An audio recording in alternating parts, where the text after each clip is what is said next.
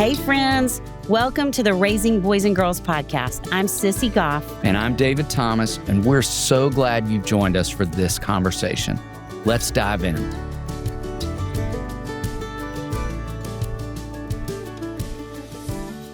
I don't think it's just because my sister is one, but I love sixes. It's not just because your sister is one, although I love your sister and she would make me like a six. There are so many amazing sixes in this world that I love. They just want so much good in the world. I feel like they want so much good for you. Yes. They're such great, loyal friends. They're so amazing. Conscientious. Yes. I think sixes and ones do great together because of all of that. We lean in a lot of the same directions. Yes, we do. But I think they have more warmth often. I think you're right. Well, shall we talk about some of the strengths of the Loyalist as we kick this off? Yes. That word is where I think we need to start. They're loyal and committed. Sixes are steadfast and reliable. Once they've committed to someone or something, they stick with their people even through challenges. Yes. And they are highly alert and aware. Our mom was a six, and we used to call her Chicken Little because she always felt like the sky was falling. They have a strong ability to scan the horizon and anticipate potential problems. And I was just talking to Kathleen about this on the phone, and I think some of them live with the anticipation of potential problems. And I think some of them are so adept at problem solving that they've solved it before it could occur. Yes. So they don't feel it. Makes them excellent at noticing risks and preparing ahead of time. And some of them just live with the heightened state of alertness. And I will say my sister, who I don't think lives with a lot of residual anxiety like some sixes do, but the one place I would say there's an exception is, we love to travel and go to places with water, and we snorkel regularly when we do. And Kathleen, when she snorkels, instead of swimming in a straight line forward, she swims in small circles. So she can always check to see if there might be a shark anywhere around her, which is a wise way to snorkel. I would want to snorkel with her. They are responsible and hardworking. Sixes take commitment seriously and often go above and beyond to follow through. Yes. They bring steadiness and diligence to family and team life. Doesn't that feel so true of our six coworkers? Yes. They're dependable team players. They thrive in community and are motivated by loyalty to a group. Others trust them because they show up consistently and value collaboration. You're right. I always want a six on my team. I'm so grateful we have so many at Daystar. One of my very favorite summers at Hopetown of all times, we had ones, twos, and sixes. Our whole staff of girls, and they were amazing. I love to have a six around. They are questioning and thoughtful. They don't just accept things at face value. They ask really good, important questions. And this helps families and groups avoid blind spots and make better, more informed decisions.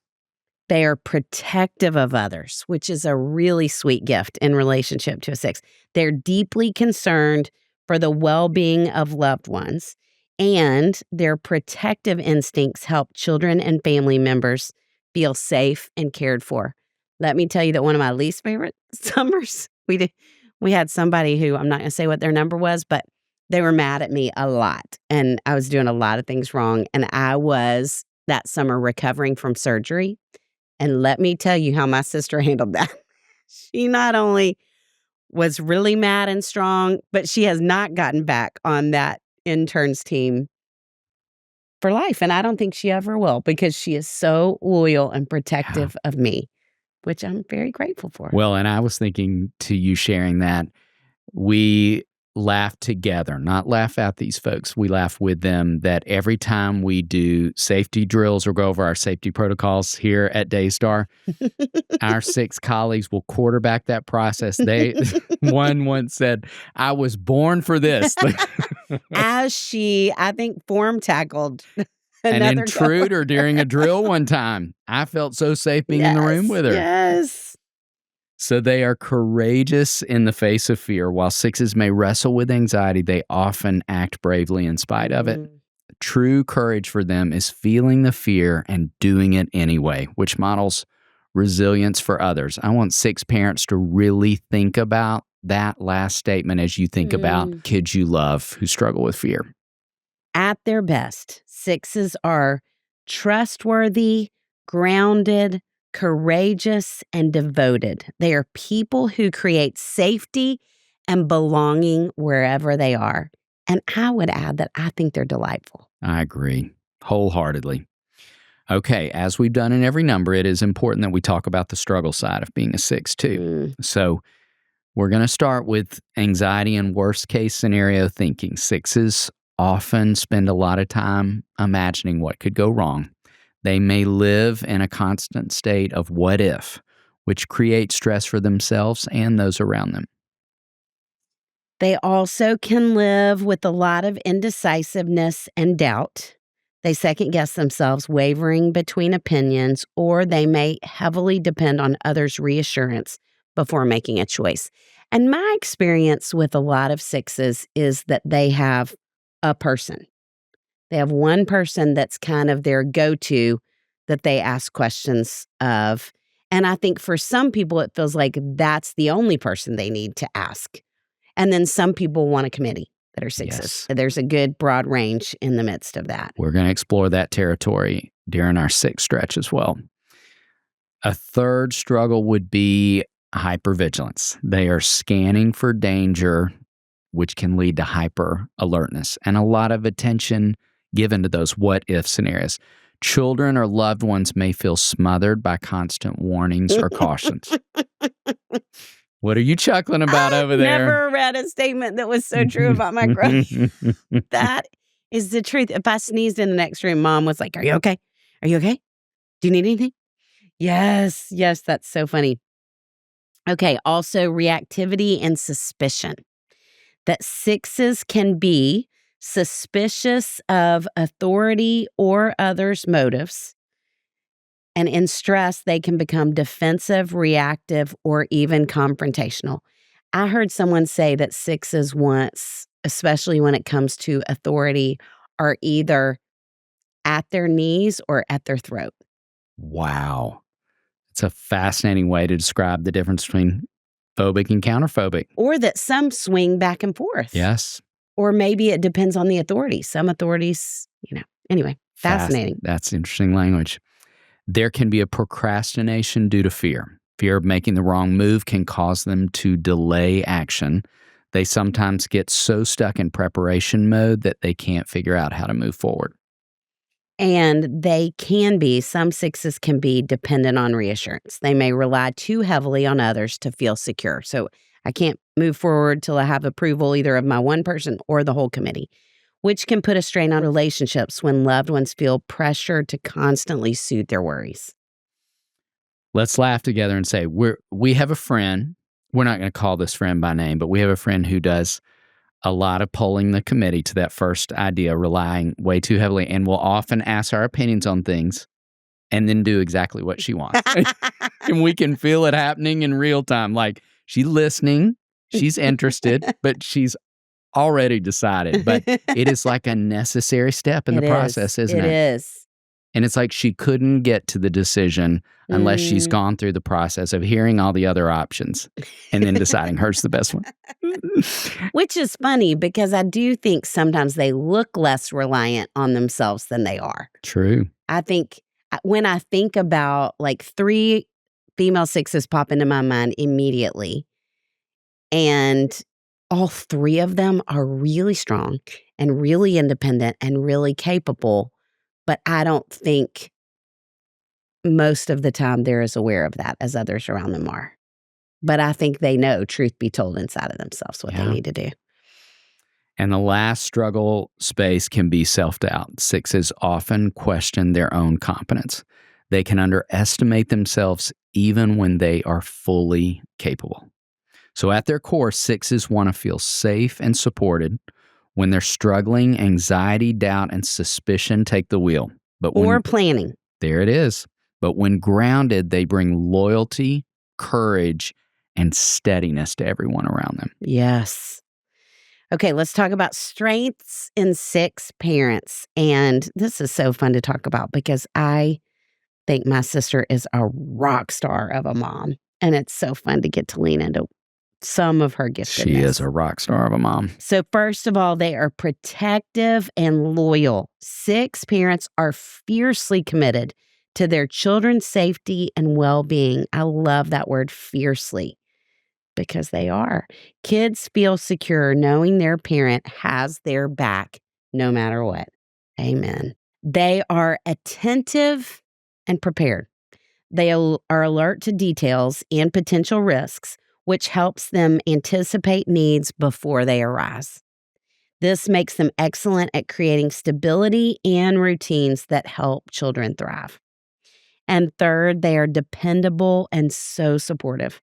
6 parents show up consistently, day in and day out, for all the things.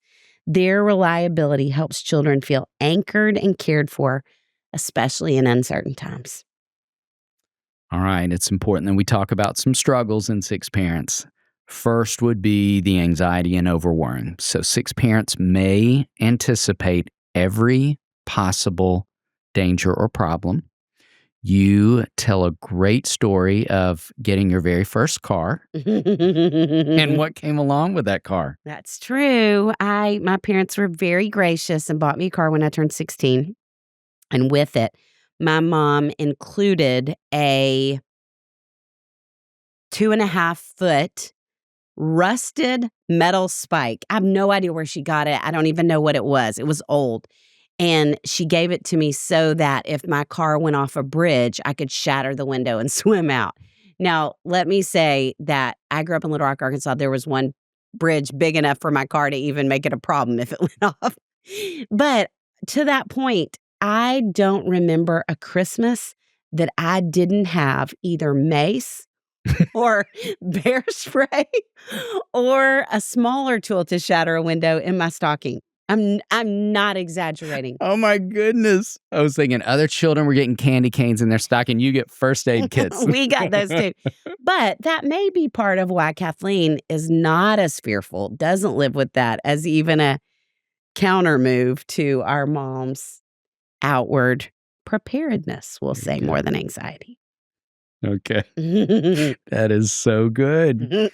And the bear spray as the we best. think on that first struggle space, I would also say that I think kids can sometimes feel the weight of that worry or grow anxious themselves. So you've heard us say repeatedly, we will always be saying the greatest gift we can give the kids we love is doing our own work, and it feels of such priority. So any 6 parent listening right now, I want you to hit pause. I want you to order yourself a copy of The Worry-Free Parent.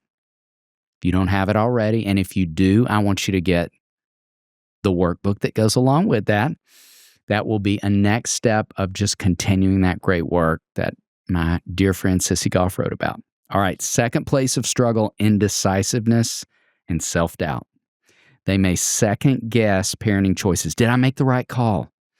This can create stress or inconsistency for kids who need confidence and assuredness from their parents. And lastly, overprotectiveness. And we see a lot of this. Their protective instincts can sometimes feel smothering, and kids may feel limited or not trusted to take age-appropriate risks. I would argue that as many parents as I have had conversations with over the years, and I know you have too, about sending their kids to summer camp, I would argue, I don't have data to back this up, but I would argue that I think 6 parents wrestle with that decision maybe more than any other because of all the possibilities of ways that kids could break a finger at summer camp or feel left out or all the possibilities of or things that scarier could go things on. Yes, that happen. absolutely. Yeah.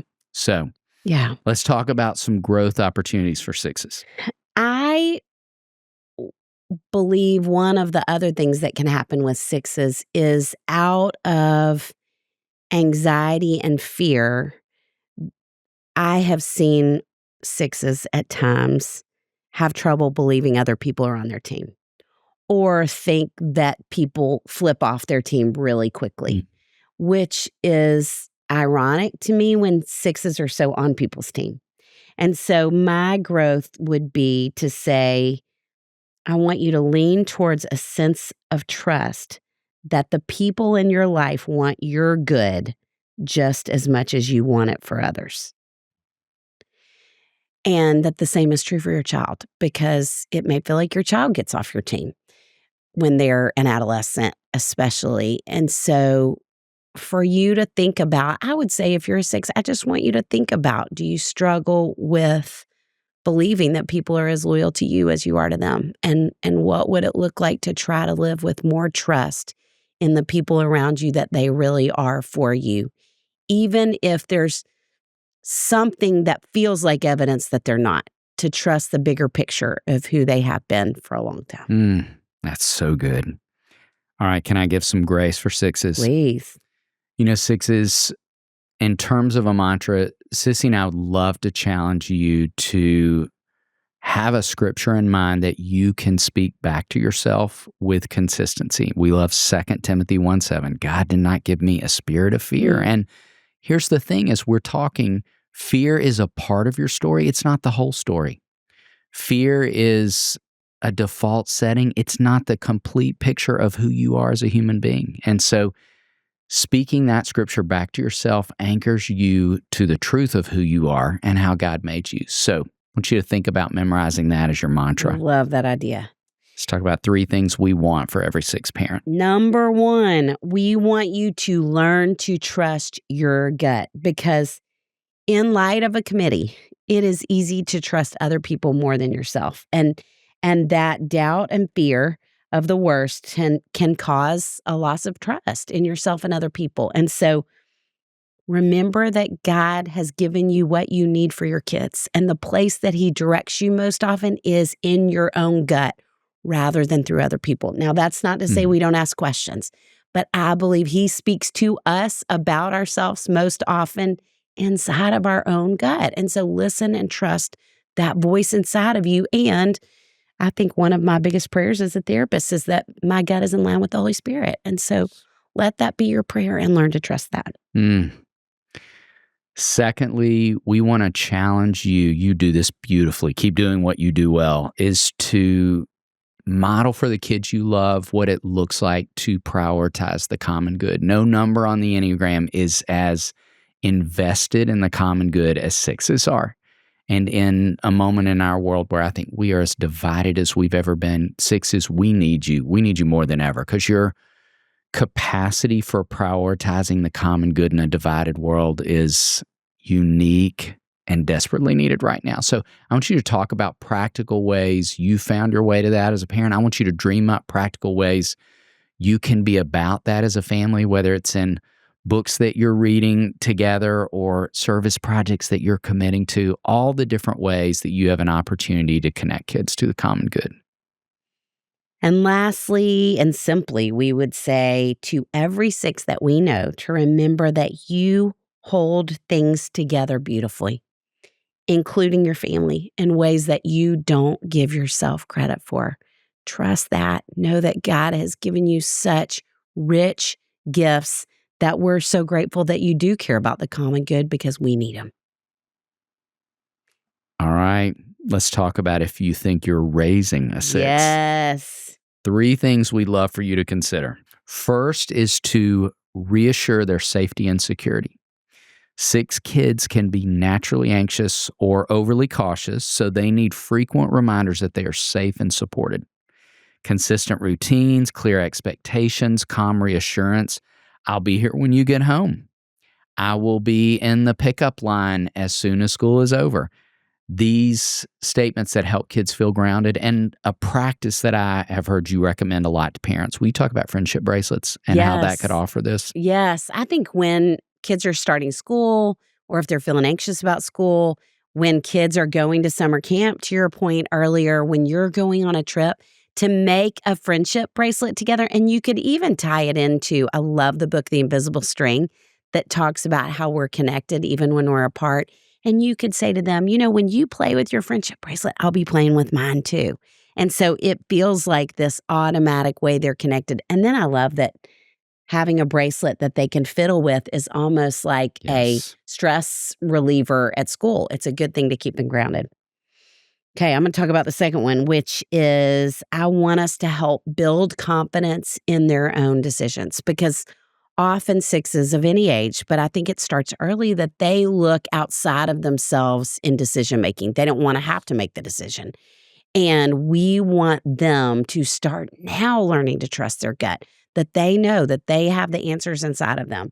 And so helping them trust their instincts, celebrating when they make choices, giving them opportunities to make choices, letting them choose the restaurant, letting them choose the family game, letting them pack their own snack to take to school or pack their own lunch, asking questions like that. And then if you have a child who's very overwhelmed by all the choices, you could give them 2, but give them opportunities to practice learning to hear the voice inside of them in terms of their own instincts and to trust it too. So good. Lastly, encourage courage and risk-taking opportunities. So because sixes often anticipate danger, they're going to be a little more hesitant possibly to try new things, and we need to gently move them, nudge them toward age-appropriate risk and celebrate their bravery. I know you felt nervous about trying out for the play today, but I believe in you and I'll be cheering you on. I want you to think about the statements that communicate that. And I would say also, we've been talking a lot about your amazing sister, and one of the really fun things I have watched in her marriage to your brother-in-law, who's a 7, and I have seen a lot of 6 spouses who are married to a 3, a 7, or an 8, someone in the aggressive stance. I've seen a lot of that combination. And I think the courage that those 3 numbers often feel in moving out in the world, and the adventure they bring and the risk-taking they bring into the equation, I have seen a lot of amazing couples where one parent is the 6 learn to lean into how they pull them in that direction that isn't instinctive, and how they can bring great planning and wise caution and pause and all those things. And I think it's a beautiful balance. I have a friend who is a 6 and married to an 8, and she was like, none of the trips would have happened without him. All of the planning happened because of me. Like, they have these great statements of where they speak to the difference. I would have never chosen ziplining.